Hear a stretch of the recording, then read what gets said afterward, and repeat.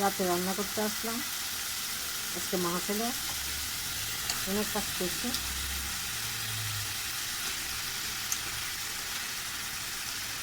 রুমগুলা মোটামুটি গোছাচ্ছি। এখনো পর্যন্ত আলমারির কাপড় চোপড়গুলা কমপ্লিটভাবে গোছানো হয় না।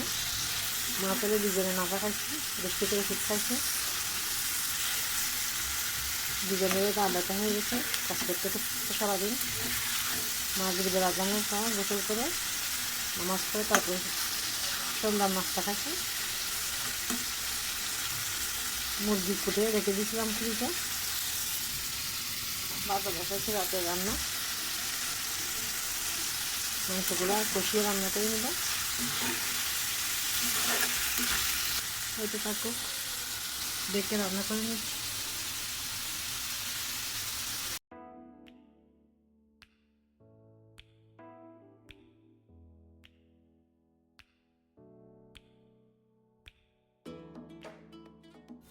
হয়ে গেল রাতের রান্না।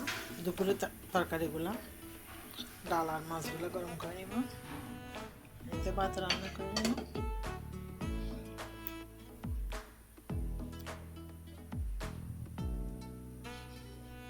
ওই তো মার্বেল, ওই তো আলমারির নিচে। কালকে না তোমাকে 5টা মার্বেল দিছি, তুমি সবগুলো মার্বেল দিছো। ওই যে টুকটুক আসতেছে। আসসালামু আলাইকুম। আপনারা সবাই কেমন আছেন? যে যেখানে আছেন সুস্থ আছেন, নিরাপদে আছেন। কালকে মা ছেলে কাজ করতে করতে এত টায়ার্ড হয়ে গেছি,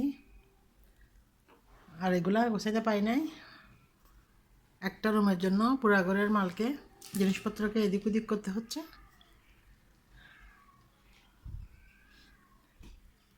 সব কিছু এখন এলোমেলো। এগুলাকে খাইয়ে দিয়ে আসলাম, মিনি খাই নাই, আমি নাস্তা করলাম।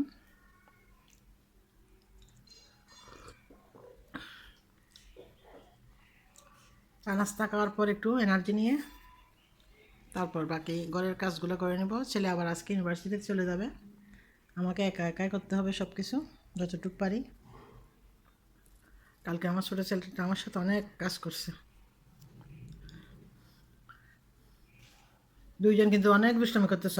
কালকে এত জ্বালা জ্বালাইছে, ফুরা ঘর যেখানে খালি জায়গা পাচ্ছে ওখানে শুধু ঢুকে যাচ্ছে। আলমারির টুপ থেকে শুরু করে কোনো কিছু বাদ নাই। কোথায় যাচ্ছে এখন? তুমি বাড়ি যেতে পারবা? হ্যাঁ, বাড়িতে বৃষ্টি হচ্ছে, এদিকে বাইরে তো বিড়াল না ঢোকার জন্য, বাইরের বিড়াল না ঢোকার জন্য আমরা জানালা তো আমার বড় ছেলে এগুলো আটকা দিছে, রশিগুলো খুলে ফেলতে হবে এখন আবার, যেহেতু এখন পুরা ঘর ব্যবহার করতেছি।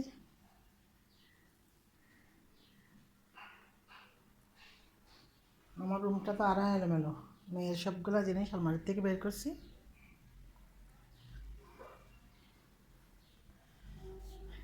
এই তো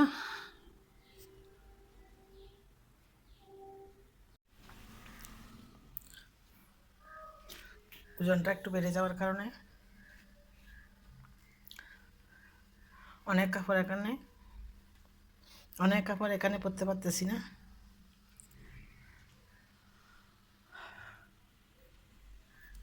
যেটা যেমনি পারছি এমনি ছাবি ছবি রাখি চলে গেছি। সবগুলো আবার নামাই, আবারও সুন্দর করে বাস করতে হবে। মিনি, তোমরা আমাকে কালকে অনেক ডিস্টার্ব করছো, এত ডিস্টার্ব করছো বলার মতো না। সবগুলা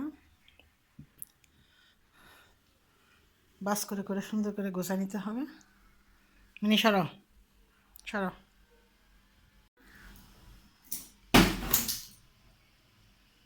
কি বলছি না,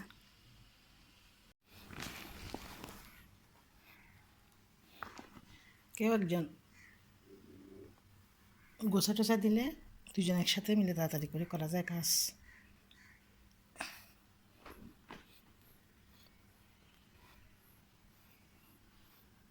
একবার দুইবারের উপর বেশি পড়া যায় না।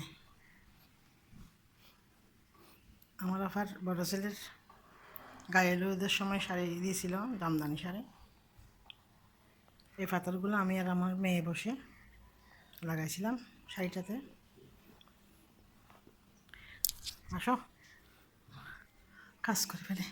আহা, এমন ডিস্টার্ব করতেছে, আমি ডাকলে সেটা বুঝেও আবার বিরক্ত করে।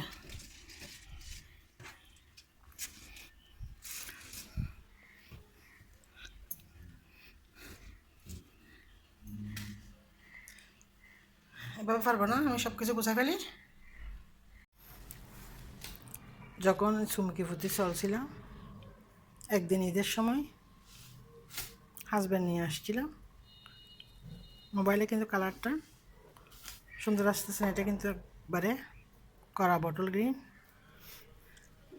কোনো দিনও শুধু এমনি বাস খুলে দেখছি, কোনো দিনও পরা হয় নাই, ব্লাউজ পিসও কাটা হয় নাই। এই শাড়ির এরকম অনেকগুলো শাড়ি আছে, যে শাড়িগুলা বেশিরভাগ পরা হয় নাই টোটালি। টুকটুক, তুই ওকে কেন এখানে নিয়ে আসছস? হ্যাঁ, কোন রুম থেকে কোন রুমে? ও মাই গড, ও মাই গড।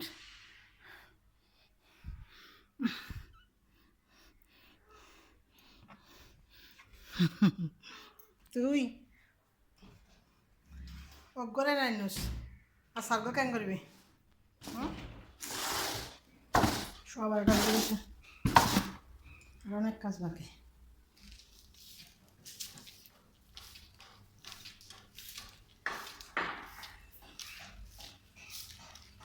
ব্যাপারটা ডাল দিয়ে নিচ্ছি।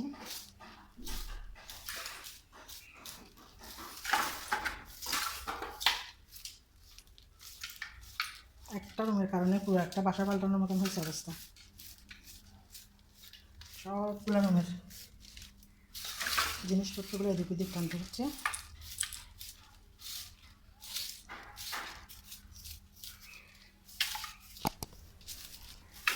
মিনি টুকটুক করি, টুকটুকের সবগুলো ভেবে কই, ওর কি সবার মার নিছে? আমি তো খেয়াল করি না কাজ করতে করতে, নাকি একটা নিয়ে ও বা কাপড়ের ভিতরে রাখি আসছে, বাকিগুলো কি আলমারি নিছে নাকি? দেখি তো কোথায় আছে সবগুলো।